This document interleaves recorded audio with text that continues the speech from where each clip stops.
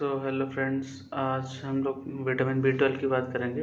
ठीक है, vitamin B 12 में उसकी कुछ बातें करेंगे। देखो, most of the time vitamin B 12 के बारे में 3 चीज़ें पढ़नी होती हैं। ठीक है, पहला इंट्रोडक्शन, दूसरा कॉन्स्टिट्यूएंट्स और तीसरा उसके फंक्शन। ठीक है, इंट्रोडक्शन में मैं कुछ चीज़ें बता दूँ, कुछ फैक्ट्स बता दूँ। तो जो विटामिन बी 12 है वो ना तो ह्यूमन सिंथेसिस करता है, ह्यूमन की बॉडी में सिंथेसिस होता है, और ना ही प्लांट्स सिंथेसिस करते हैं।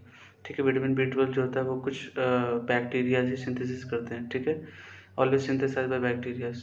कुछ और देखो, विटामिन बी 12 मोस्टली क्या होता है, एनिमल्स के अंदर मिलते हैं या मीट वगैरह में मिलता है। ठीक है, तो जो वीगन्स होते हैं, वीगन्स मतलब जो सिर्फ वेजिटेरियन होते हैं, उनको विटामिन बी 12 की डिफिशियंसी हो सकती है, क्योंकि वो जिन मोस्ट ऑफ द टाइम हम लोग क्या करते हैं, वेजिटेबल्स ही लेते हैं, और वेजिटेबल्स में विटामिन बी 12 बहुत मिनिमम होता है। एग्स में होता है 0.3 माइक्रोग्राम्स होते हैं। ठीक है, 0.3 माइक्रोग्राम्स, और इतना कम होता है, और कि क्या फेशियल डिफिशियंसी हो जाती है वीगन्स के अंदर।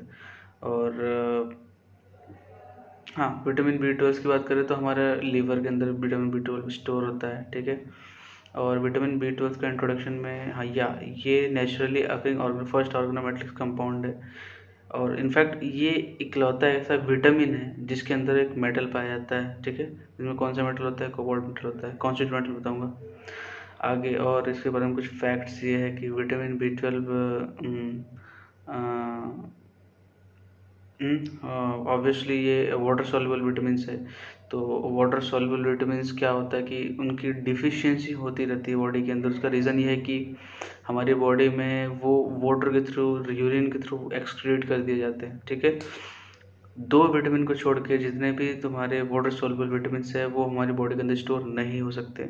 कौन कौन से है जो तुम्हारी बॉडी के अंदर स्टोर होते हैं? वो है विटामिन बी 9, विटामिन बी 12। ठीक है, बी 9 फोलेट बोलते हैं। ठीक है, बी 1 को थायमिन बोलते हैं, बी 2 को राइबोफ्लाविन बोलते हैं, बी 3 को क्या बोलते हैं, विटामिन बी 3 को अभी नहीं याद रहा है। फिर आता है बी 5 आता है, कौन सा एसिड होता है, बी 6 पैराडॉक्सिन होता है, फिर बी 7 होता है, बायोटीन होता है, बी 9 होता है, फोलेट होता है, बी 12 होता है, कोबालामिन होता है। ठीक है, तो और बी 12 का बहुत सारे फंक्शन हैं, उसको मैं फंक्शन में बताऊंगा। तो ये कुछ इम्पोर्टेंट फैक्ट्स हो गए विटामिन बी 12 के ऊपर। ठीक है, अब देखो, अब इसके बारे में कुछ कॉन्स्टिट्यूएंट्स की बात कर लें। तो देखो, विटामिन बी 12 का जो एक्टिव पार्ट होता है, ठीक है, उसमें कोबाल्ट मेटल होता है +3 ऑक्सीजन स्टेट में। साथ ही साथ वो एक कोरिन रिंग होती है। ठीक है, हम लोग अब तक 3 रिंग की बात कर चुके हैं, पोरफायरिन, क्लोरीन रिंग और कोरिन रिंग। पोरफायरिन रिंग से ही सब डिराइव होते हैं। ठीक है, हीमोग्लोबिन में, मायोग्लोबिन में, पेरोक्सीडेज में, कैटलेज में, साइटोक्रोम में। ठीक है, साइटोक्रोम सी ऑक्सीडेज में, हर जगह कौन सी रिंग होती है, पोरफायरिन रिंग होती है आयरन मेटल के साथ। मैंने फोटोसिंथेसिस में एक क्लोरीन रिंग के बारे में बताया था। ठीक है, इसके बाद एक तीसरी रिंग हम लोग पढ़ने आ रहे हैं, कोरिन रिंग। ठीक है, तो विटामिन बी 12 के एक्टिव साइट में क्या क्या होता है? तो कोबाल्ट मेटल होता है, कोऑर्डिनेशन नंबर 6 होता है, ऑक्सीडेशन स्टेट +3 होता है। ठीक है, 4 पायरोल रिंग के नाइट्रोजन्स कोऑर्डिनेट करते हैं कोबाल्ट थर्ड मेटल को। 5th कोऑर्डिनेशन साइट पे तुम्हारा एडिनोशिल ग्रुप होता है। ठीक है, एडिनोशिल ग्रुप क्या होता है? एडिनोशिल ग्रुप में तुम्हारा एक कार्बोहाइड्रेट होता है, sorry, nucleic acid type thing होता है। मतलब एक शुगर होगा, उससे नाइट्रोजनस बेस होंगे और उसी से फॉस्फेट लगेंगे, और नाइट्रोजनस बेस के थ्रू ही क्या होता है, 5th कोऑर्डिनेशन साइट से कोबाल्ट से वो जुड़ा होता है। ठीक है, यहाँ पर जो नाइट्रोजनस बेस होता है वो एडेनिन होता है। ठीक है, इसीलिए इसका नाम एडिनोशिल होता है। ठीक है, और ये नेचुरली अकरिंग ऑर्गेनोमेटलिक कंपाउंड है, क्योंकि यहाँ पर एक डायरेक्ट मेटल कार्बन की बॉन्डिंग है। ठीक है, 6th कोऑर्डिनेशन साइट पे R ग्रुप होता है। ठीक है, आगे, और ये तो कुछ बेसिक्स हो गए। ठीक है, किसके बारे में, सॉरी, कॉन्स्टिट्यूएंट्स हो गए कोबालामिन के बारे में। ठीक है, साइनोकोबालामिन, हाँ, इसका नाम साइनोकोबालामिन होता है। ठीक है, विटामिन बी 12 का। ठीक है, और वो जो R ग्रुप होता है 6th कोऑर्डिनेशन साइट पे, वो डिफाइन करता है कि कौन सा तुम्हारा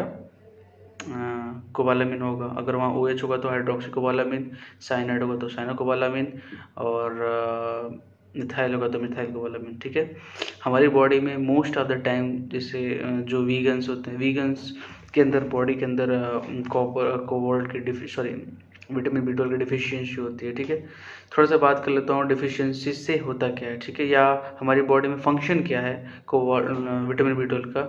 तो देखो, विटामिन B12 के सबसे इम्पोर्टेंट फंक्शन होता है हमारी बॉडी के अंदर।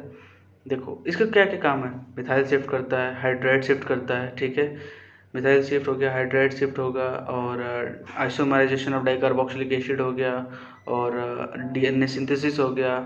ठीक है, RNA से DNA का फॉर्मेशन में बहुत हेल्प करता है।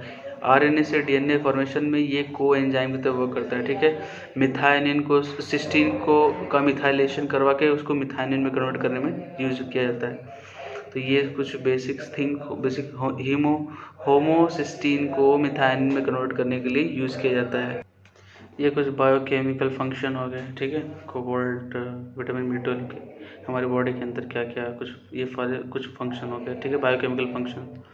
नेक्स्ट है, देखो जो कोबालामिन होता है वो रेड कलर का होता है पाई टू पाई ट्रांजिशन की वजह से। ठीक है, उसमें जो साइनो कोबालामिन होता है वो उसमें नंबर ऑफ कॉन्जुगेशन ज़्यादा होते हैं, इसलिए उनका कलर इंटेंस पिंक कलर होता है। ठीक है, ये कुछ बात हो गई। हाँ, जो यहाँ पर केमिस्ट्री से रिलेटेड एक बहुत इंपॉर्टेंट चीज़ है कि हाउ द 1,2 हाइड्राइड शिफ्ट और मिथाइल शिफ्ट हैपेंड।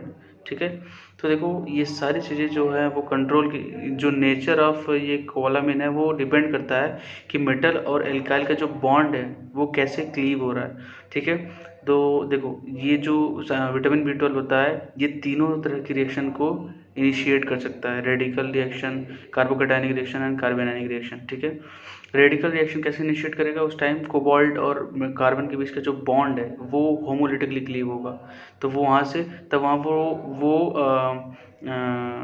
एक रेडिकल स्कैवेंजर की जरूरत पड़ती है ताकि हम इस कोबाल्ट रेडिकल को ट्रैप कर सकें, ताकि इसको फ्यूचर में यूज़ कर सकें। ठीक है, क्योंकि बहुत रिएक्टिव होता है।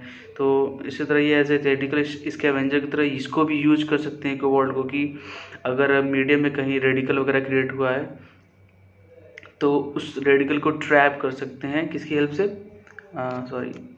उस रेडिकल को ट्रैप कर सकते हैं इस कोबाल्ट रेडिकल की वजह से की हेल्प से।